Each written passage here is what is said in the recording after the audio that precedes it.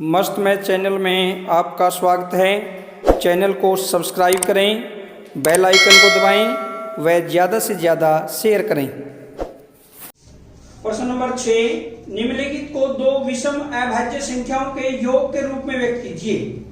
जैसे ए पार्ट है प्रश्न नंबर 6 का ए पार्ट 44। इसमें क्या है, 44 को हमने निम्नलिखित को दो विषम अभाज्य संख्याओं के योग के रूप में व्यक्त कीजिए। यानी अभाज्य संख्या भी हो और विषम भी हो। ऐसे हमने जैसे 44 है, ऐसे दो संख्याओं में तोड़ना है कि उनका टोटल 44 बैठे। जैसे 13 प्लस 31, दोनों संख्याएं विषम भी है और अभाज्य भी, 13 और 31। ऐसे इसका सेकंड पार्ट है जैसे 36। 36 में क्या है, 5 प्लस 31, 36 बन गया। ऐसे ही इसमें 24 में जैसे 7 प्लस 17, 17 और 7 है 24। और भी अनेक उदाहरण हो सकते हैं। जैसे 24 है, 24 का और क्या हो सकता है, 11 प्लस 13, 11 और 13 24। ऐसे ही इनमें भी हो सकता है। डी पार्ट में क्या है, 18, 7 प्लस 11, दोनों विषम संख्याएं भी है और अभाज्य भी। 7 प्लस में 11 क्या बन जाएगा, ये 18। तो ये था आपका प्रश्न नंबर 6। प्रश्न नंबर 7 आपके सामने है, अभाज्य संख्याओं के ऐसे 3 युग्म लिखिए जिनका अंतर 2 हो। मैंने पहले भी चर्चा की थी, जिनका अंतर 2 हो वो होते हैं अभाज्य युग्म, यानी ट्विन प्राइम नंबर, जिनमें 2 का अंतर है। प्रश्न नंबर 7, जिनमें 2 का अंतर है, कौन कौन सी हो सकती है। जैसे 3, 5, 3 और 5 में 2 का अंतर है। दूसरा युग्म कौन सा हो सकता है, 5, 7, 5 और 7 में भी 2 का अंतर है। और तीसरा युग्म हो सकता है 11 व 13। ये थे आपके 3 युग्म जिनमें 2 का अंतर है, या हमें इन्हें क्या कहते हैं, अभाज्य युग्म। क्या बोलेंगे हम इनको, अभाज्य युग्म। ये तीनों ही क्या है, अभाज्य युग्म। अब हम करेंगे प्रश्न नंबर 8। प्रश्न नंबर 8 आपके सामने है, निम्नलिखित में से कौन सी संख्याएं अभाज्य संख्याएं हैं। हमने ये बताना है कि कौन सी संख्याएं अभाज्य संख्याएं हैं। जैसे प्रश्न नंबर 8 का ए पार्ट में कितना है, 23 हमने पहले भी चेक किया है। और कोई भी अभाज्य संख्या हम कैसे चेक करते हैं, एक बार पहले प्रश्न करने से पहले देखते हैं। छोटी अभाज्य संख्याएं तो जैसे 11 है, 11 को हम 2 से भाग देके देख लिया, 3 से 5 से ऐसे कर लेते हैं।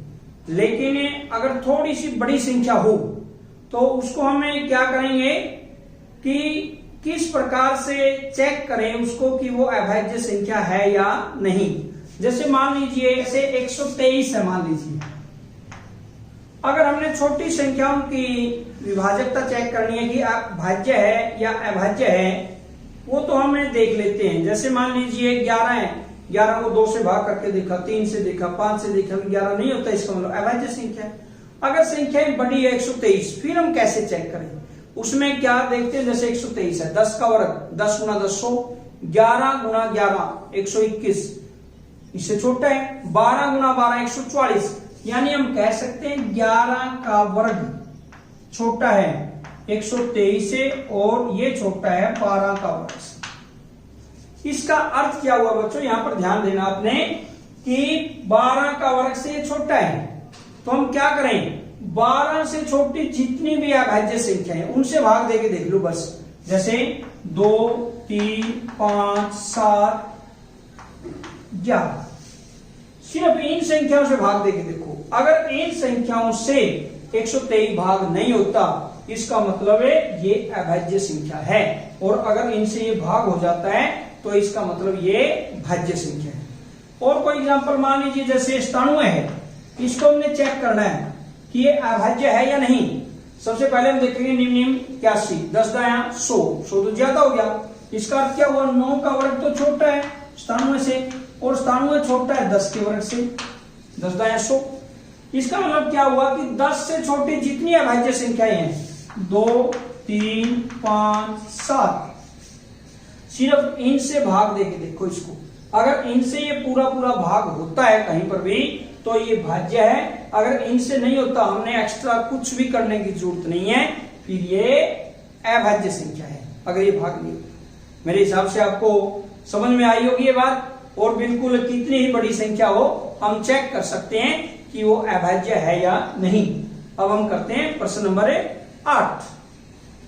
प्रश्न नंबर 8 का ए पार्ट, जैसे 23 को देखिए वही तरीका अपनाएंगे। 23 का मतलब क्या हुआ, चौकी 16, 5 25, 5 का वर्ग ज्यादा है, यानी हम ये कह सकते हैं 23। सबसे पहले तो हम ये लिख देते हैं ये अभाज्य संख्या है, हमें पता ही है यहां तक। तो 23 से क्या है, अभाज्य संख्या, अभाज्य संख्या है 23। फिर चेक कैसे करेंगे, 4 का वर्ग छोटा है 23 और 23 छोटा है 5 के वर्ग से, यानी इसका अर्थ क्या हुआ कि 5 से जो छोटी संख्या है अभाज्य, सिर्फ उनसे भाग देके देखो। 5 से छोटी का मतलब 2 और 3, 2 और 3 से भाग देके देखेंगे 23 को नहीं होता, तो इसका मतलब ये अभाज्य संख्या। ऐसे हम इसको चेक करेंगे। ऐसे इसमें बी पार्ट क्या है, जैसे 51 में अगर हम देखते हैं 51 में बच्चों 67, 49, 7 का वर्ग तो छोटा है और 88, 64, 8 का वर्ग इससे बड़ा है 51 से। इसका अर्थ क्या हुआ, यहां पर क्या अर्थ हुआ कि 8 से छोटी जितनी भी अभाज्य संख्या है वो 51 से भाग देके देखो उनको, जैसे 2, 3, 5, 7, सिर्फ इन 4 संख्याओं से। अगर इनसे ये भाग होता है फिर तो ये भाज्य है, अगर नहीं होता अभाज्य है, और चेक करने की जरूरत नहीं है। जैसे 2 पर नहीं होता, 3 पर 57 होता है, इसका मतलब ये अभाज्य संख्या नहीं है। हमने चेक कर दिया अभाज्य संख्या नहीं, यानी ये अभाज्य संख्या नहीं है, हमने यही बताना था। सी, ऐसे ही सी 37, इसी प्रकार उसमें चेक कर लेंगे। 37 का मतलब क्या हुआ, 7 से छोटी अभाज्य संख्याएं चेक कर लेंगे। तो ये 37 हमें पता है ये अभाज्य संख्या है, अभाज्य संख्या। अब इसी का पार्ट डी 26 का तो हमें पता है सम भी है और ये भाज्य भी है, इसका मतलब ये अभाज्य संख्या नहीं, यानी डी पार्ट क्या है, ये अभाज्य संख्या नहीं है, ये होगा। ये था आपका प्रश्न नंबर 8। प्रश्न नंबर 9 आपके सामने है। 100 से छोटी 7 क्रमागत भाज्य संख्याएं जिनके बीच में कोई अभाज्य संख्या नहीं है। हमने देखना है 100 से छोटी हो, लगातार हो और बीच में कोई भी अभाज्य संख्या ना हो। जैसे 100 से छोटी क्रमागत भाज्य संख्याएं, 100 से छोटी क्रमागत भाज्य संख्याएं कोई भी 7 लगातार, जैसे 90, 91, 92, 93, 94, 95, 96, ये होगी। ये लगातार 7 क्रमागत संख्याएं जो कि क्या है, कोई भी इनके बीच में अभाज्य संख्या नहीं है। 90, 91, 92, 93, 94, 95, 96, ये था आपका प्रश्न नंबर 9। प्रश्न नंबर 10 आपके सामने है। निम्नलिखित संख्याओं में से प्रत्येक को 3 अभाज्य संख्याओं के रूप में व्यक्त कीजिए। 21 तीन अभाज्य संख्याओं के रूप में, जैसे 3, 5, 5 और 3 8, 8 और 13 21 ये होगा। ऐसे और भी इसका 21 का योग हो सकता है, जैसे 3, 7, 3 और 7 10, 10 और 11 21। इस प्रकार से और भी इसकी तीन अभाज्य संख्याओं में इसको तोड़ा जा सकता है। बी भाग में क्या है, इसमें 31, 3, 5, 5 और 3 8, 8 और 23 31 ये होगी इसकी, यानी तीन अभाज्य संख्याओं के रूप में हमने इसको लिख दिया। आगे आता है 53,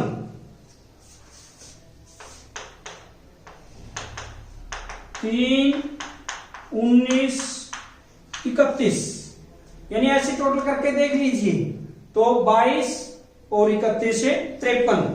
ऐसे ही इसमें हम करेंगे डी पार्ट।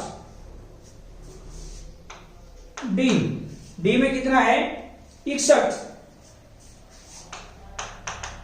3, 11, 47 इनका टोटल करके देख लीजिए 50 और 11 61। 3 से शुरू किया, 3 के बाद 11 47। ऐसे और भी हम इसको तोड़ सकते हैं, ऐसे ही तीन युग्मों में निकाल सकते हैं। प्रश्न नंबर 11,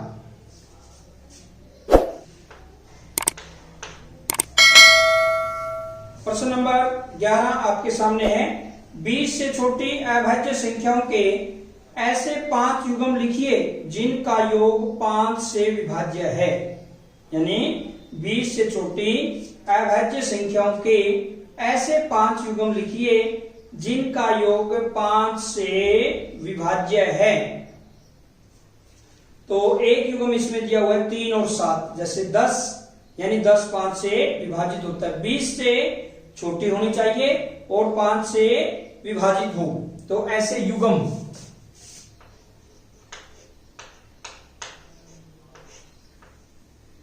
5 से विभाजित 20 व 20 से छोटी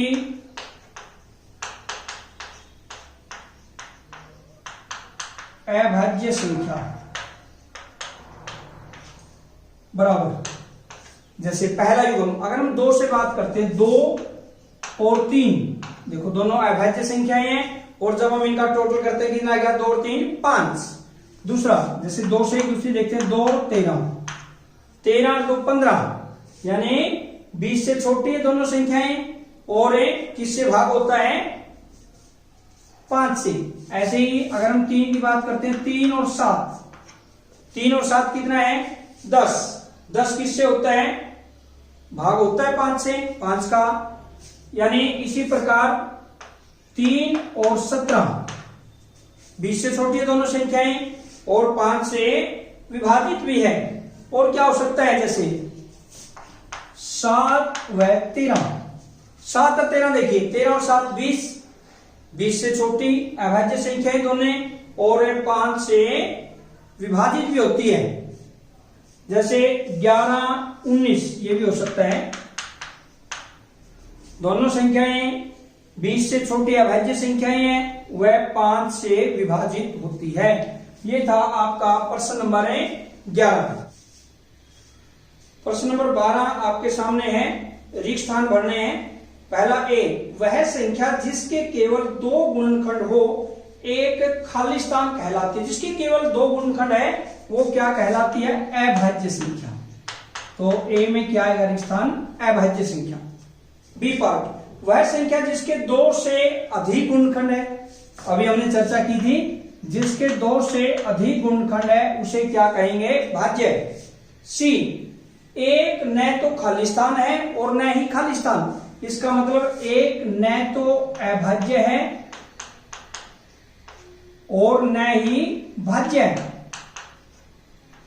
यानी एक न तो अभाज्य है वह न ही भाज्य, ये तो एक अपवाद के तौर पर है, एक्सेप्शनल केस।